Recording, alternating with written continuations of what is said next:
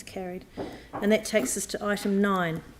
And it's the hearings panel report to the Three Waters Infrastructure Committee on the proposed waste management and minimisation plan.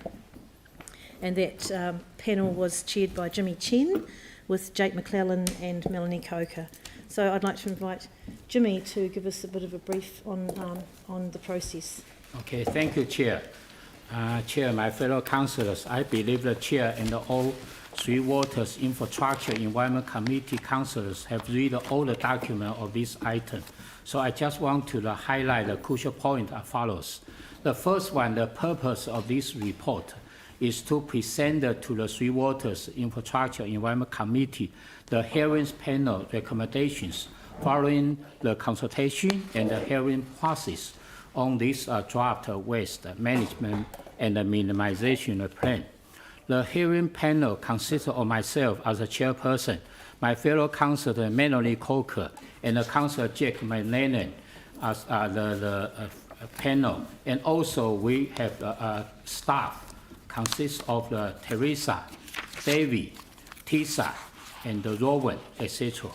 The hearing panel we convened on both the Monday, 14th September, and on Thursday, 17th September, 2 days, to consider and deliberate all the submissions received on the proposal, which means the hearing panel, we have reviewed 89 in total written submissions, draft waste management and minimization plan 2020, analysis and submissions, and the City Council, the waste assessment last year, as well as the hearing panel, we heard from 12 oral submissions and asked questions and clarifications.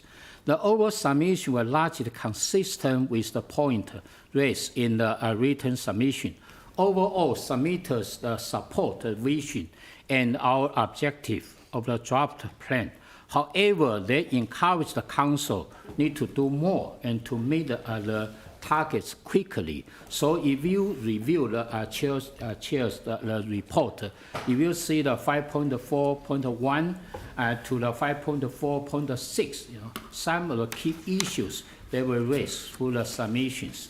So this particular regarding to the better communication and the education, and also the central government, local government should be working together for implement this kind of plan, and also investigate increased recycling options like soft plastic and e-waste, etc. But during the hearing panel, the consideration and the deliberation, some of the key issues that were addressed are follows. So, particularly, if you review those paragraphs, the 6, and all those details in here. But I just want to highlight several points. First one is because their particular concern strengthen those messages in key part of plan, because number of the submissions were on items they were already included within our draft plan, the action plan.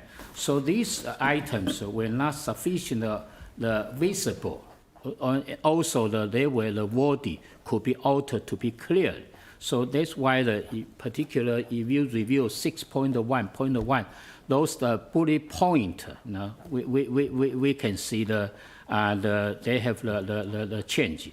The other one is a particular, we the amending the original draft the plan, to improve the readability, because these changes reflect some other group, including because we received 12 oral submissions, review those submissions. There were quite a few from schools, from the churches, from the community. They all kind of the different, but all actively involved in the waste minimization and recycling.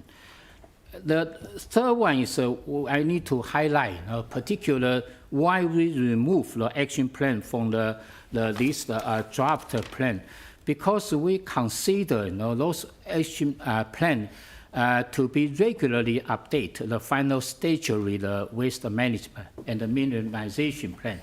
So no longer included in this action plan. Instead, we use how we will achieve the vision to provide an introduction to the action plan. So the summarize, you can see the 6.1 and the 6.1.7. So in here, based on the new revised action plan, we did have covered the 5 key areas have been altered to support this strengthen the messaging. But also regarding to those action plan, we still would like to be more up to date, more to meet the statutory requirement, and also based on hearing panel recommendation.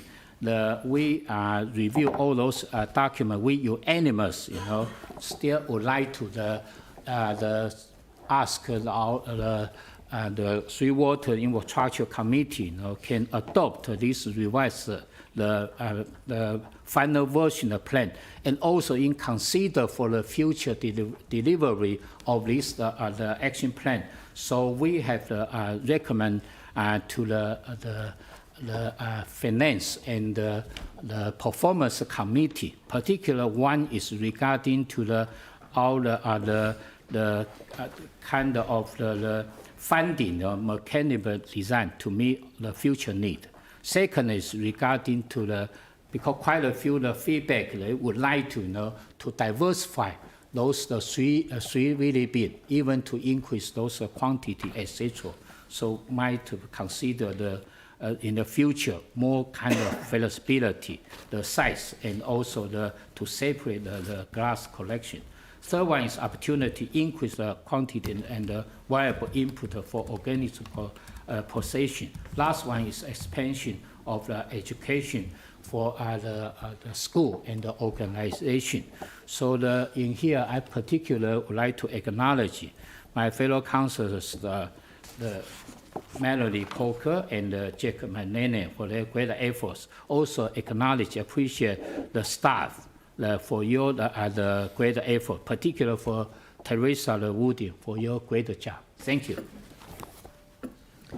Well, thank you, Jimmy. That was a very good roundup. I'm just going to, I know Yanni's got a question, but I'll ask Melanie and then Jake to perhaps just add anything if you want to. Don't feel you have to, since you're on the panel. You're okay. Melanie. No, it was excellent actually to be on that hearing panel, and I thought actually the consultation was really great as well, because when the staff went out to, they came directly out to residents groups and explained the whole process of why they were going about this new plan and the changes that have happened that people don't know about, like the effect of the national sword, etc. in China. So I thought that part of it was good. But from the presentations, I think one of my favourite ones, and I can't remember the school, but the school that they had a whole video about doing composting, and they were really keen, a lot of schools are keen on having organics bins in the school, and they haven't had them till now, so that was quite good to get the kids coming in. But yeah, I think Jimmy's really said the rest of it, but a lot of it was, a lot of people talked about specific issues that were better for the action plan that got pulled out of the waste minimisation and management plan, but to become separate, so that some of those things that they were keen on knowing about became clearer and more easily identified in the plan, rather than kind of being hidden away where it's harder to find. So I think Teresa did a good job of, in a short space of time, of rewording it and making things much better. Yeah. Oh, great. Yeah, staff did do a really good job, and what was clearly big, borrowed and stolen staff resource, I suspect, in terms of getting the plan written.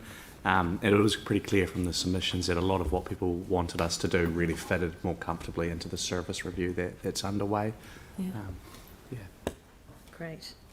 Oh, well, thanks, guys, for doing that. I know that's quite a time commitment being on these hearings panels, although there's always good stuff to learn from being on them, so appreciate the time that you've put in. Thanks, Jimmy. So, questions? Yanni? Yeah, thanks. Thanks for the work that you've done on this. I guess one of the things I find most strange about it is in the executive summary, it talks about targets that were set in 2013. So we might need staff at the table. But I haven't been able to find any targets. So I was really keen to know what the waste reduction targets we're setting around curbside waste going to landfill, around the organics and the recycling, and where they are set in this plan. And if they're not set in this plan, then why not? The original draft had the targets added into it, which were for the next LTP. We took them out because there's the LTP is still under development, so that's why there aren't specific targets now set. So I don't know how we'll measure success of this plan. The success of the plan will be through the action plan. In the same way of setting targets around anything, if you don't have a plan to achieve it and you know exactly how you're going to be able to respond to the targets, then it's not necessarily going to add any value. We were producing a plan with an incredibly tight time frame, and today was the deadline, and so the focus on it was to complete it at speed, but in a way that could respond to a heavily changing environment, and we did not believe it would be useful to add targets into that. So the focus is on achievement against the action plan. So it's actions as opposed to targets. So we had targets set, and I won't be able to say the exact years because I haven't tried to memorise it, but the targets that were set before literally haven't been achieved around waste reduction. So we've set them in the past and it wasn't achieving the right thing. And at the moment we're in an environment, a broader worldwide environment of significant change and massive opportunity, but we would be setting targets without really understanding the impact that central government and other wider forces around climate change action and rethinking resource use would actually have. So that's the only reason we haven't. We want the targets to be meaningful. So I think one of the key questions we asked people was, in terms of the targets, are you satisfied with no progress against the targets? And people were like, no, and then we removed the targets. But I thought we'd actually achieved the organics and the recycling targets. We just hadn't achieved the waste target. Yeah, we had achieved some of the targets from the previous plan. There was just one key one, which was around the waste to landfill, that wasn't. But also we hadn't set one of the targets because we were doing well, and that's changed. And it is just we're in a changing environment. I don't know what you're referring to about that. Sorry, the waste to landfill obviously was impacted quite heavily by the earthquake sequences, but the other targets we reached. But just to reiterate what Teresa's saying is that the environment we're in at the moment, there's so much change happening, as well as the government, the proposed changes with the regulations. It's to put a number on it at this stage. It's too difficult. We wouldn't know where it was going to land. Yeah. Some of these regulations that they're talking will be in a couple of years, but we will still put targets in the LTP for what we can put targets on. There'll be some things that will start really, really soon, like the waste levy is going to come into effect really soon, and that will have an impact. But yeah, our focus was on meaningful action. That's why no specific additional targets were put. Final question is just like, we've had the Eco Central feasibility study about the glass as being an urgent issue to address. How soon can we get a system in for glass? Does this, if we agree to this today, does that ensure that we do actually go ahead with that? We've requested from Eco Central their feasibility study. We've had an executive summary from them with no detail about the glass option. So at the moment, the way the contract sits with Eco Central, it's in their control. So the service delivery review will look at whether that remains with Eco Central or if there's a better option, which would look at that separate glass collection. Nationally, there is a move away from commingled, having glass collected with the other recyclables, and there's a national standardisation, which is looking at the best practice for councils. We seem to be ahead in other aspects, but that is what we'll be looking at in the service delivery review, but we don't have control of that at the moment.